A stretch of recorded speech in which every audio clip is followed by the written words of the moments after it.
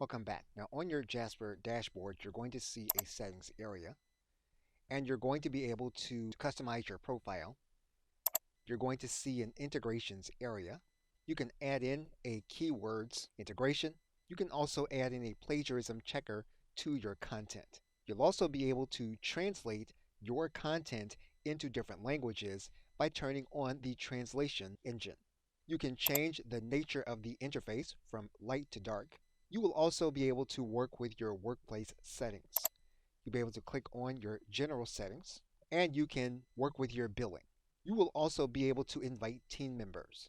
So for example, if you want to have a team member to be able to use your account and to be able to create content with your account, all you'll need to do is to click this button that says invite team members.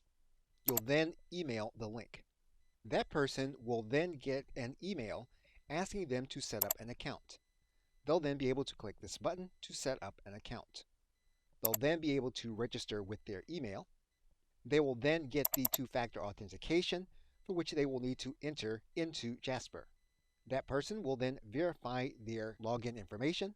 They'll then be able to join your individual workspace. That person will then have access to your workspace in order to use Jasper to create content. Okay, so with that, thanks, and I will see you in another video.